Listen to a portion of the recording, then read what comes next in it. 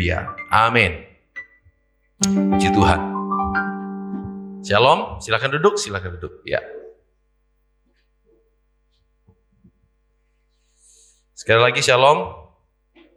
Apa kabar semuanya? Ada sukacita? Haleluya, puji Tuhan. Semangat ya, karena kita boleh bersama-sama bersekutu. Karena di rumah Tuhan tentunya harusnya kita bisa merasakan sukacita. Siapa yang bersukacita kalau ada di gereja? Katakan amin. Sukacitanya kenapa? Karena satu, ya kita menikmati sukacita di hadirat Tuhan. Dua, bisa ketemu teman-teman, apalagi anak-anak muda kayak gini, ya biasanya senang ya ketemu teman-teman, bisa bersekutu, bisa sama-sama, apalagi bisa melayani bersama. Jadi itu sukacita kita. Haleluya.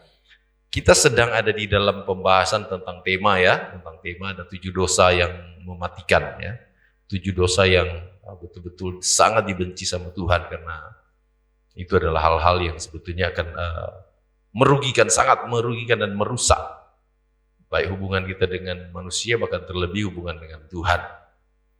Oke, saya mau tanya dulu di sini, siapa di sini yang tapi sebelumnya pembahasan kita yang lalu, yang pertama apa? Pembahasan pertama tentang kesombongan. Yang kedua kemarin apa? Oh, iri hati. Oke, sekarang apa? Kemarahan ya. Kita akan belajar tentang kemarahan atau apa itu amarah.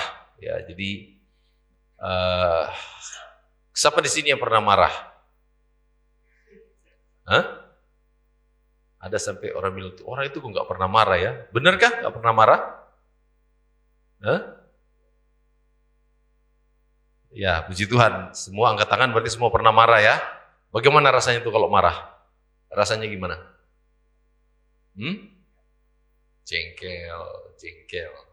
Soalnya bisa dibedakan yang namanya marah, terus kemudian amarah, ada juga kemarahan, ya.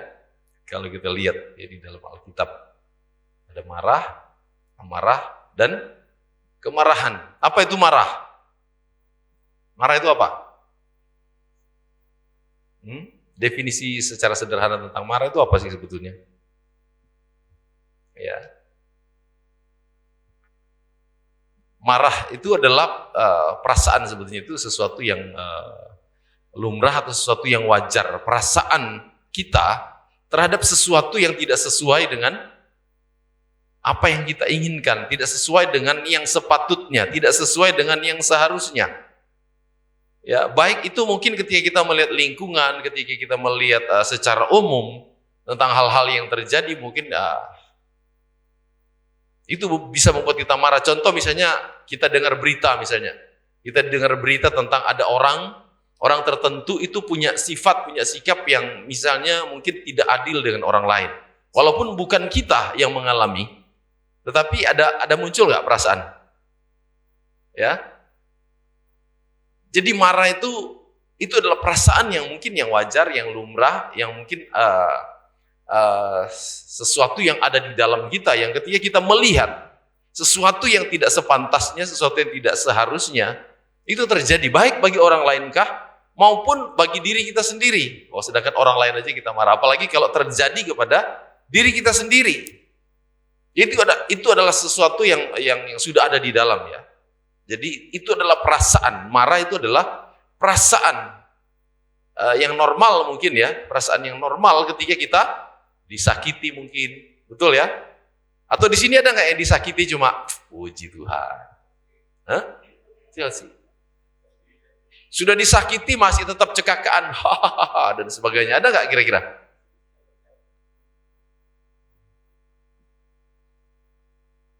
Disakiti ya, mungkin dengan berbagai macam cara, ya. Jadi itu adalah sesuatu atau perasaan yang normal ya ketika kita mungkin mengalami sesuatu yang tidak sepantasnya. Tadi misalnya disakiti, dikecewakan. Di sini ada yang pernah dikecewakan? Wah, Chelsea lagi. Mau disakiti, dikecewakan, tetap aja mungkin bisa ketawa, cekakaan. Siapakah orang-orang seperti itu? Oh, Chelsea lagi. Apalagi? Diduakan. Marah nggak? Nah ini relate banget dengan umur-umur kalian ya. Tapi harusnya belum, yang masih sekolah jangan dulu ya. Dikecewakan, disakiti, dihina, biasa aja. Malah ketawa-ketawa.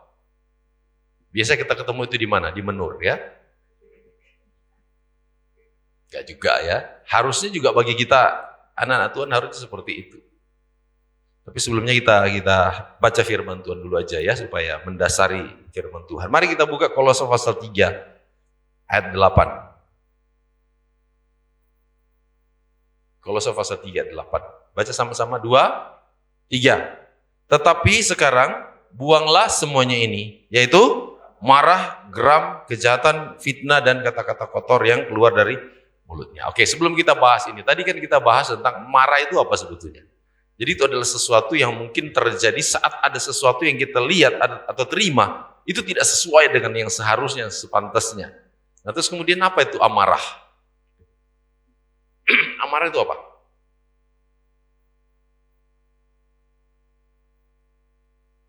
Amarah juga itu masih ada kaitannya dengan perasaan, ya.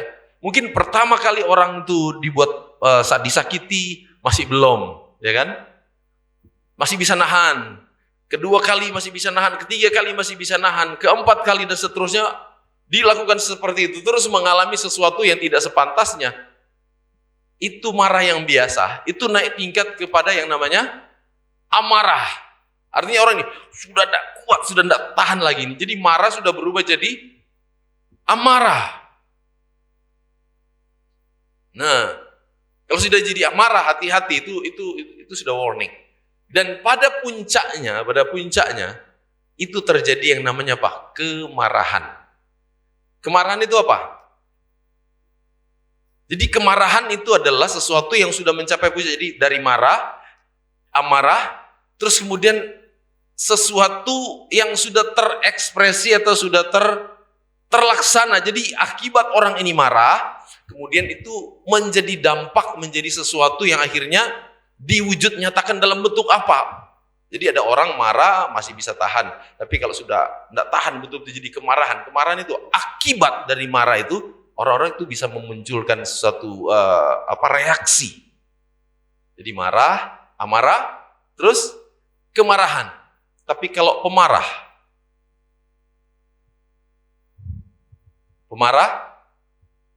itu adalah sifat ya. Jadi itu sesuatu yang ya coba kita akan pelajari. Mari kita buka tadi ya sudah. Tetapi sekarang buanglah semuanya itu, yaitu marah. Kenapa harus dibuang marah itu? Pertanyaan pertama sebelum ke situ apa? Apakah orang Kristen boleh marah? Boleh? Boleh ya? Kenapa boleh marah? Ya. Oke, jadi ternyata ya marah itu adalah sesuatu yang wajar. Tadi ya kita sudah bahas bahwa marah itu sesuatu yang memang terjadi ya. Terjadi dalam hidup kita ketika kita melihat sesuatu yang tidak sepatutnya terjadi seperti itu. Seperti tadi mungkin ketika ada orang berlaku tidak adil, berlaku curang, mereka berlaku sombong dan sebagainya. Kita ada perasaan yang mungkin tidak sesuai. Wah ini orang yang tidak benar. Itu masih perasaan masih wajar ketika kita masih baru di tingkatan yang disebut dengan marah. Ya. Tetapi ketika kita sudah mulai terus-terus marah dan mulai berubah amarah itu sudah warning, hati-hati, tidak boleh. Ya. Kita tidak boleh betul-betul tenggelam atau kita jangan berlama-lama di saat-saat yang seperti itu. Ya. Jadi seandainya misalnya kita sudah dikecewakan, dibuat marah, ya sebisa mungkin ketika ada orang-orang tertentu contoh ya membuat kita marah, kalau bisa kita ya sudah menghindar saja daripada ketika kita ada di situ dan kemudian akhirnya kita betul-betul terpancing dengan situasi itu. Itu sesuatu yang bahaya. Nah, firman Tuhan hari ini ya mau mengajarkan kita bahwa kita sebagai anak-anak Tuhan, ya kita harus mengerti betul tentang marah itu dan bisa memanage ya perasaan itu, karena itu pilihan sebetulnya. Walaupun marah, kita masih dikasih pilihan apakah itu akan berlanjut jadi amarah atau apakah kita masih bisa meredam itu. Sebetulnya masih bisa meredam. Ya. Firman Tuhan bilang bahwa kita itu harus buang amarah itu, marah itu, karena ya banyak hal akibat dari marah itu banyak. Nanti kita akan pelajari. Yang pertama mungkin kita akan lihat dulu di dalam Alkitab ya, di Kejadian pasalnya yang keempat ayat 6 ya, kalau kita lihat Kejadian pasal 4 ayat 6. Pasti kalian sudah tahu ya kisah tentang itu ya. Firman Tuhan berkata, ya firman Tuhan kepada Kain, mengapa hatimu panas dan mukamu muram? Ya, hatimu panas itu berbicara tentang bagaimana amarah itu yang sudah meluap-luap, amarah yang sudah mungkin tidak tertahankan. Ya. Jadi kita tahu sendiri bahwa ternyata marah itu berakibat fatal. Jadi dari marah yang biasa kemudian akhirnya berakibat di mana Kain akhirnya melampiaskan marah itu, diwujudkan dengan kemarahan yang kemudian mengakibatkan apa? Dia bisa membunuh Habel. Habel itu siapa? Wow. Habel itu adiknya loh. Ya.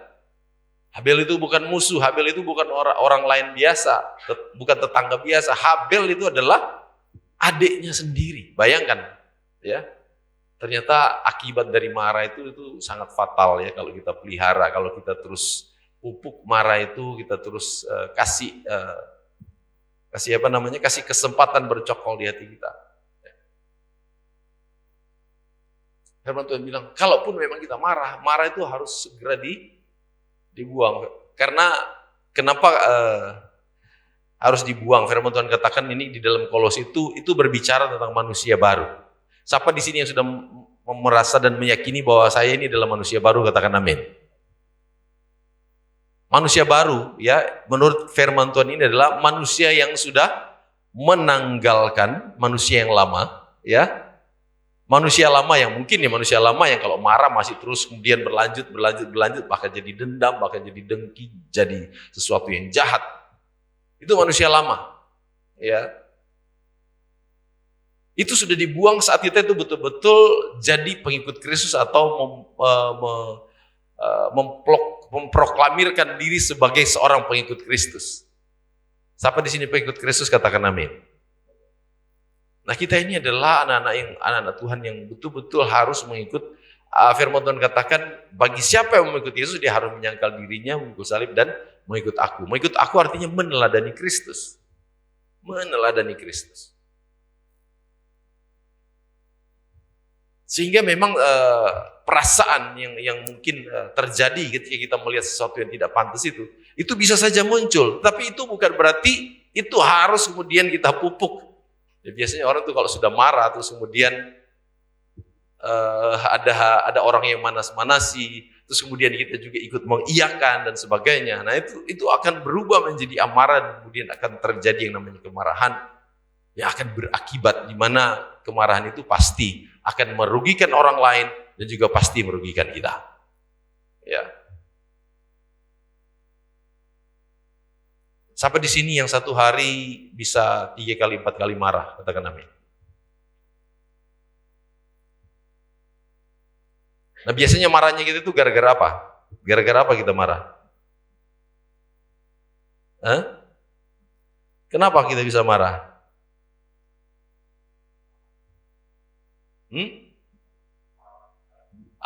Kalau di jalan apalagi biasa itu ya. Kalau di jalan memang biasa, ya. Saya sendiri waktu pernah saya mungkin saksikan sedang berangkat khotbah ini, lagi berangkat khotbah, undangan khotbah saya kalau nggak salah di daerah Pecindilan ya. Saya diundang khotbah sudah pakai baju rapi, pakai dasi, mau berangkat khotbah. Ya, kebetulan waktu itu berangkatnya sudah agak telat jadi saya agak mepet. Terus kemudian akhirnya Saya nggak sadar mungkin waktu saya belok kiri di mobil, agak belok ke kiri, tiba-tiba mungkin ada motor di situ, saya nggak kelihatan, hampir kena. Waduh, hampir kena. Ya sudah, akhirnya tiba-tiba orang itu gedor-gedor kaca mobil, frog. Nah, terus saya karena sudah telat, saya gini, minta maaf. Waduh, tambah jadi orang itu, prok. Terus ada pecel pincu keluar. Nah, kata Mutiara, wah, pertamanya waktu gedor-gedor kaca itu masih belum. Oh, tiba-tiba sudah maki-maki itu, terus kemudian akhirnya saya bilang, waduh, orang ini kok kayak gitu ya. Sehingga cerita, ada rasa amarah, terus kemudian puji Tuhan ada Roh Kudus yang ingatkan, Edward, kamu mau pergi khotbah loh, jangan aneh-aneh. Misalnya tiba-tiba saya, paling kan dia jatuh ya, oh namanya motor sama mobil kan kalah ya kalau motor. Tapi tidak lucu ya, ada pendeta mau pergi berkhotbah terus nabrak motor dulu terus baru pergi. Kira-kira bisa khotbah nggak kira-kira itu? Udah lucu lah ya kan? Itulah kita bersyukur kita punya Roh Kudus, akhirnya Tuhan ingatkan, Edward kamu berkhotbah. Akhirnya saya buang marah itu.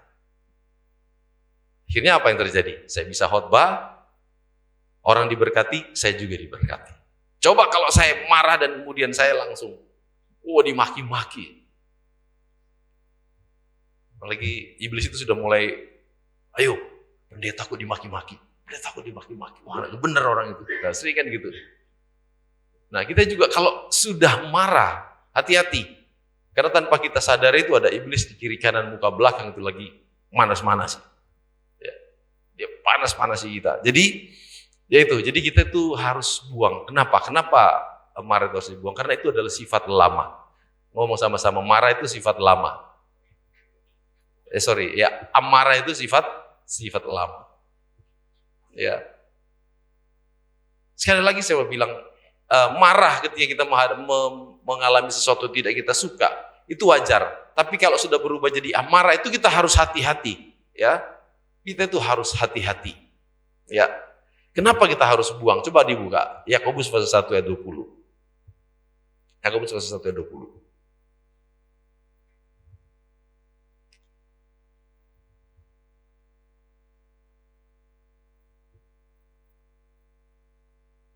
Oke. Apa di sini dibilang? Sebab amarah manusia tidak mengerjakan kebenaran di hadapan Allah. Ya. Jadi kita harus hati-hati ya dengan yang namanya amarah. Karena kalau kita sudah marah, ya sebagian besar atau pada umumnya kalau orang itu sudah marah sudah tidak terkontrol. Sudah tidak bisa dikontrol. Makanya sebisa mungkin kita harus betul-betul punya pemahaman tentang situasi yang terjadi sehingga kita itu bisa mengekang, kita bisa mengendalikan. Ya memang marah itu wajar sekali lagi ya, marah itu wajar ketika kita disakiti. Tetapi ya kita masih diberi pilihan sama Tuhan. Nah makanya orang Kristen itu firman Tuhan katakan kita itu harus punya yang namanya buah roh. Buah roh yang paling terakhir apa? Penguasaan diri.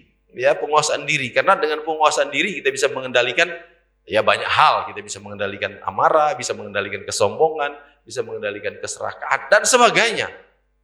Ya. Jadi marah itu adalah sesuatu yang wajar tetapi atau begini mungkin bahasanya. Marah itu adalah biasa tetapi bukan jadi kebiasaan. Ya. Oke, sekali lagi sama-sama ngomong, marah itu biasa, bukan kebiasaan. Ya, karena ya biasa, marah itu biasa. Tapi kalau itu dipupuk, apalagi kalau terus marah itu berubah jadi kemarahan, dari amarah terus kemarahan, itu akan terbiasa.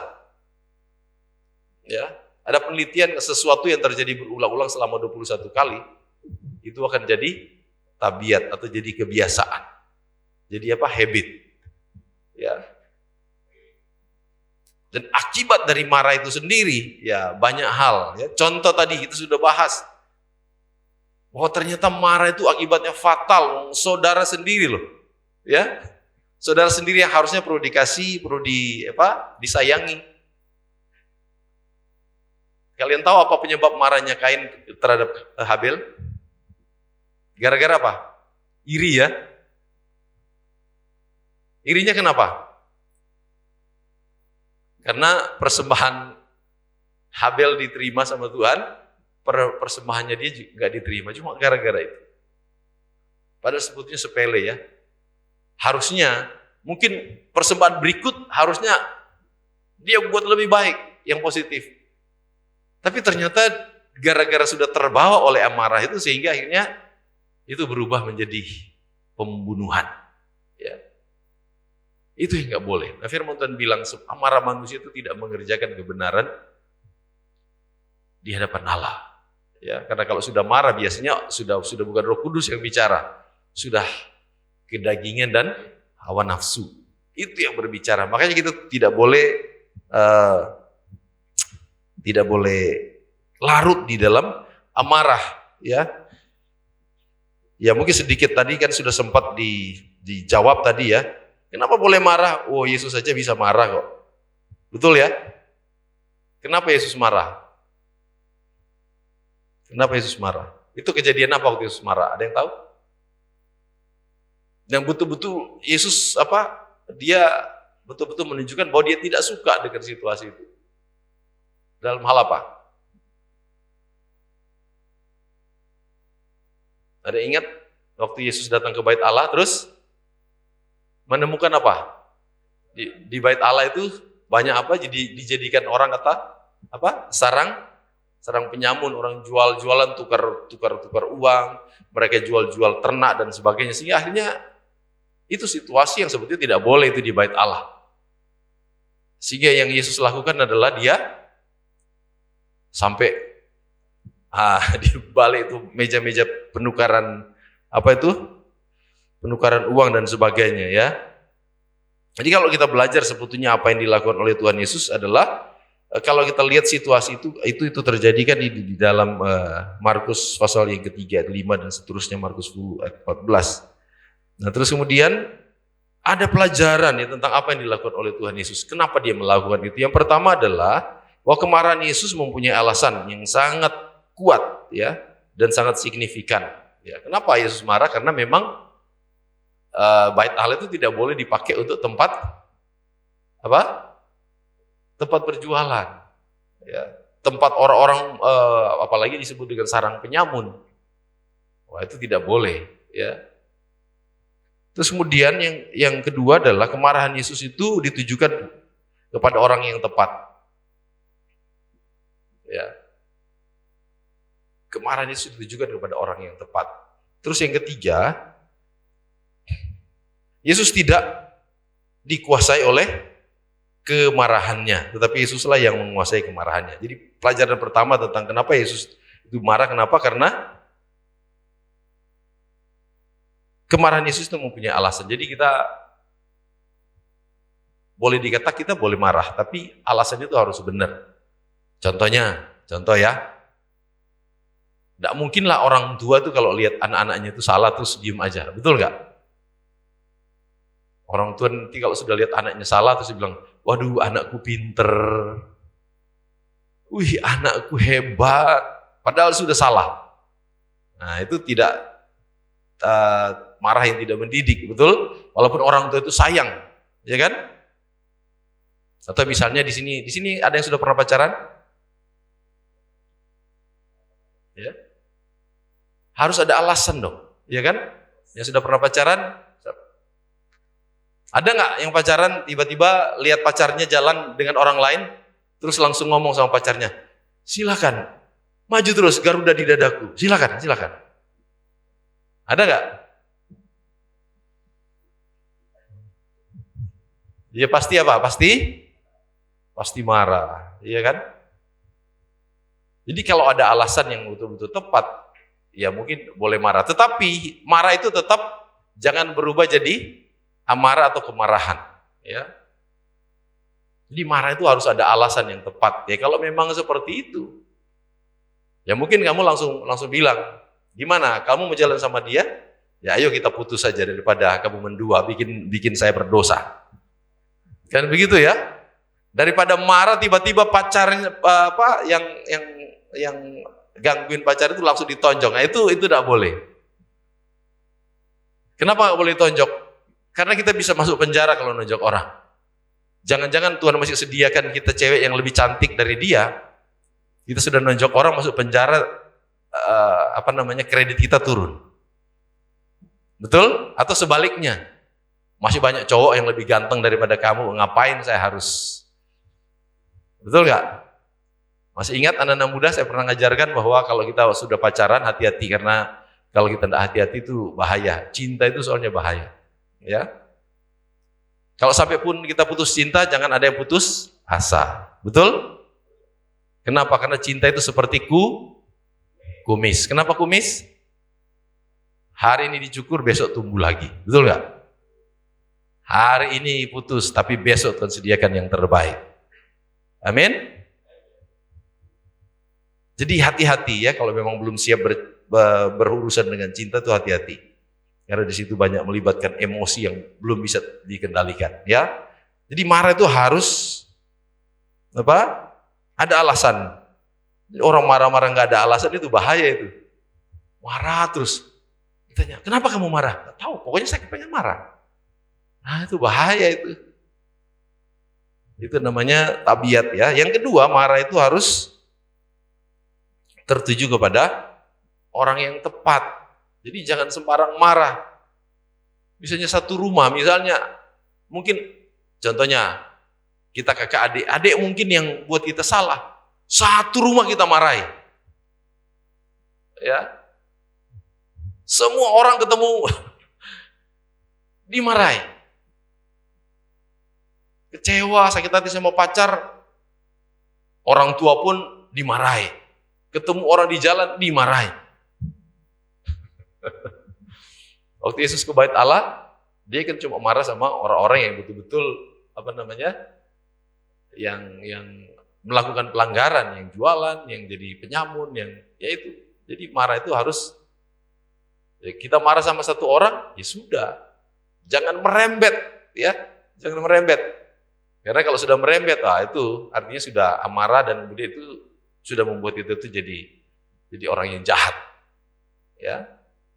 Terus yang ketiga, bahwa marahnya Yesus yaitu marah itu wajar, tapi Yesus tidak dikuasai oleh amarah. Jadi jangan sampai kita tuh dikuasai oleh amarah. Karena ketika kita dikuasai amarah, itu akan berubah jadi dendam, bisa jadi akar pahit, ya. Itu jadi sesuatu yang merugikan diri sendiri, ya. Itu jadi merugikan diri sendiri. Sama-sama ngomong, marah itu amarah merugikan diri sendiri. Artinya kalau merugikan diri sendiri, mau nggak kita lakukan? Ya. Saya percaya kalau kita sadari hal ini, kita juga akan bisa memanage amarah itu. Ya, karena ya walaupun memang saya tadi dari awal katakan itu sesuatu yang normal, tetapi ya kita tidak boleh dikuasai oleh amarah. Marah itu sesuatu yang wajar ketika kita mengalami sesuatu yang tidak seharusnya atau tidak sepatutnya. Tetapi kita bisa mengatur. Puji Tuhan, kita punya Roh Kudus yang Tuhan taruh di dalam hati kita. Mungkin kedagingan kita tidak mampu, namanya orang disakiti, namanya orang dikecewakan, bisa saja marah, meluap-luap. Tapi ada satu hal saya mau katakan, bahwa ketika kita mungkin marah, kira-kira kalau kita marah masih bisa berdoa nggak kira-kira? Hah? Ayo jawab jujur, kira-kira kalau kita marah masih bisa berdoa nggak kira-kira? Hah? Susah ya? Saya sendiri susah kok. Pendeta pun susah. Tapi untungnya kita punya Tuhan yang jadi panutan. Ingat waktu Tuhan Yesus dicambuk, waktu Tuhan Yesus itu dicemeti, waktu Tuhan Yesus disuruh pikul salib, waktu Tuhan Yesus itu diludahi, masih bisa nggak Yesus berdoa? Bisa nggak dia berdoa? Dia bilang apa? Bapa, ampunilah mereka karena mereka tidak tahu apa yang mereka perbuat. Ternyata Yesus sudah kasih contoh, ya. Sesakit-sakitnya dia, separah-parahnya dia dikecewakan, dia dilukai, tapi Yesus itu masih ternyata bisa berdoa. Kenapa? Karena Yesus yang menguasai marah itu. Bukan amarah yang menguasai. Seperti Yesus bilang, saya sendiri tuh bisa datangkan tentara dari surga untuk menghancurkan orang-orang yang mau menangkap dia sebetulnya. Nah itu kalau Yesus dikuasai oleh amarah. Tapi kita bersyukur, kita dikasih teladan, kita dikasih contoh yang baik oleh Tuhan Yesus, ya. Sehingga kita harus mengikuti dia, kata firman Tuhan. Karena memang itu sudah sepatutnya. Orang yang mengikuti Yesus harus meneladani Kristus. Amin. Jadi kita itu tidak boleh taruh amarah itu lama-lama di dalam hati. Apalagi kalau sudah jadi kemarahan, itu sudah berakibat yang fatal. Ya. Saya mau kasih tahu bahwa marah itu kenapa kita tidak boleh. Kan ternyata orang Indonesia seringkali ngomong apa? Marah cepat apa? Benar gak itu ya? Orang kalau suka marah cepat kelihatan tua, betul gak? Siapa di sini mau awet muda? Katakan amin. Kalau mau awet muda berarti jangan suka marah-marah. Amin.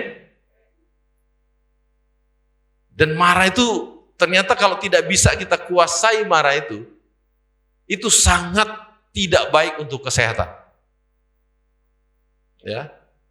Kalau marah itu kita tidak bisa kuasai, itu sangat tidak baik. Nah, kalau marah itu kita pupuk, marah kita lampiaskan terus amarah itu sangat tidak baik dengan kesehatan.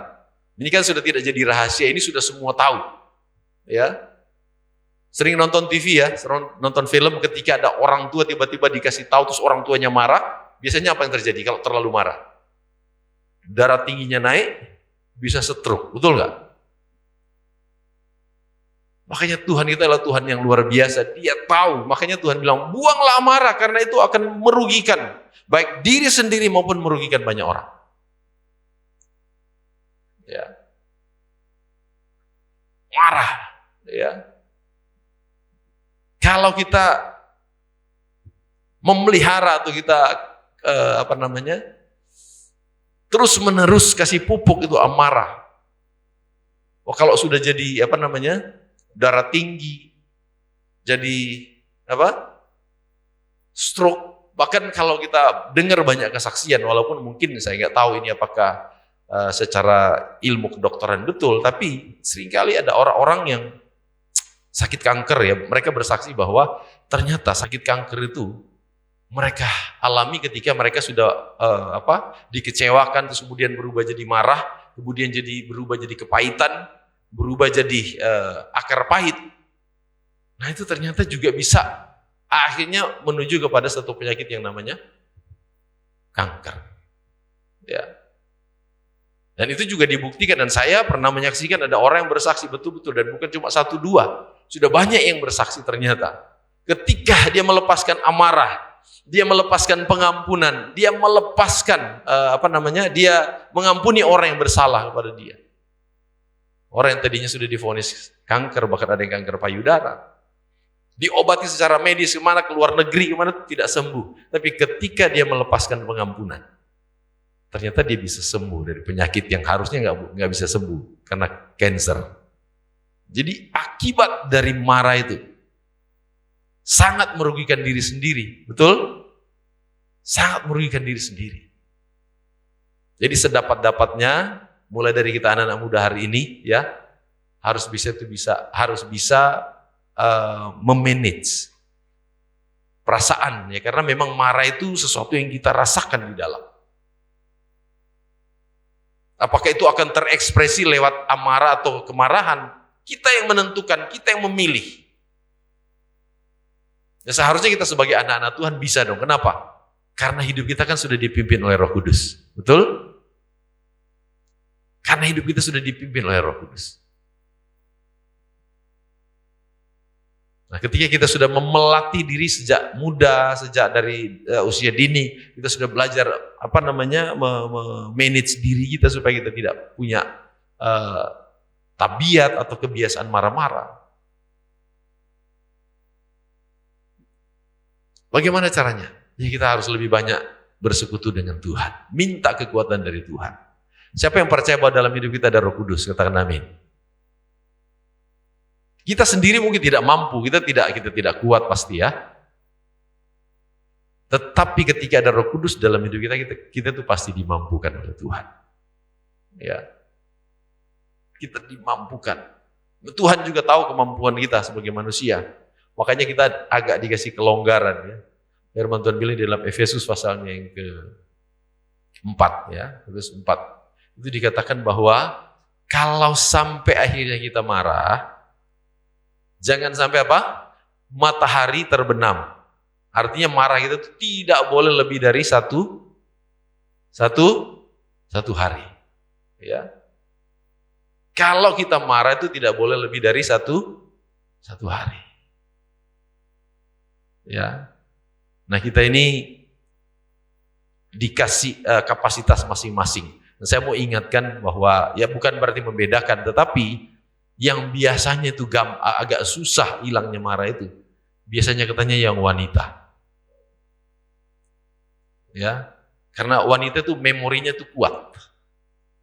Jadi saya mau ingatkan supaya yang cewek-cewek, yang cantik-cantik, ya kan, harus lebih bisa memanage. Karena banyak kejadian, contoh misalnya, kalau yang laki-laki, biasanya kejadian misalnya marah-marah hari ini, mungkin 3-4 hari atau 5 hari kemudian sudah lupa. Tapi kalau yang perempuan, ya, itu ada yang bisa marah-marah sambil ngomong, waduh saya ingat kejadian tahun 83. 83 berarti berapa tahun lalu itu. Masih diingat jamnya segini kejadiannya, apa yang diomongin masih diingat. Kalau kita yang cowok, enggak. Ya, jadi harus lebih hati-hati yang cewek, harus bisa memanage. Ya, harus didoakan. Supaya kita tidak punya tabiat yang namanya amarah itu. Satu lagi, kira-kira saya mau tanya, kira-kira kalau orang marah, yang cowok ini, kalau orang marah yang cowok kelihatan ganteng apa jelek? Sebaliknya, yang cewek, kira-kira kalau cewek itu marah, mukanya kelihatan cantik nggak? Enggak ya? Yang cewek-cewek mau kelihatan cantik nggak? Mau toh? Berarti sudah tahu resepnya, nggak boleh sering marah-marah. Karena yang cantik itu bisa berubah katanya ya. Yang cowok juga jangan marah-marah. Marah-marah cepat tua, marah-marah ketok elek. Lah buat apa kita pelihara marah-marah? Betul? Siapa yang mau buang marah-marah itu dalam hidupnya, katakan amin. Puji Tuhan. Jadi kalau kita marah ya, harus masih bisa di-manage. Karena marah ya, marah-marah itu ketika sudah jadi tabiat itu bahaya. Ya, makanya dikatakan ini dosa yang mematikan. Karena itu adalah dosa yang akan membuat ketika, contoh misalnya kalau ada orang terus marah tidak bisa dikendalikan, ya, dan kemudian itu bisa berakhir misalnya sampai akhirnya bisa bunuh orang, akhirnya dia sendiri masuk penjara, dan kemudian sifat itu masih dibawa di penjara, wah bisa marah-marah di penjara akan seumur hidup di penjara. Syukur-syukur kalau bertobat, kalau enggak. Jadi makanya firman Tuhan bilang hati-hati dengan dosa marah ini. Karena itu adalah sesuatu yang sangat merugikan diri sendiri maupun orang lain. Berhentilah marah, tapi justru sebaliknya kita mau pelihara yang namanya kesabaran, kemurahan, kerendahan hati. Ya. Marah itu bisa berakibat banyak ya. Contoh misalnya marah terus kemudian jadi amarah, bisa maki-maki, bisa menghakimi dan sebagainya. Dan kemudian ujung-ujungnya itu bisa seperti Kain, bisa bunuh Habel. Jadi kita berhenti, stop marah. Oke? Diberkati Tuhan? Oke, puji Tuhan, Tuhan memberkati kita semua. Mari kita tunduk kepala, kita berdoa.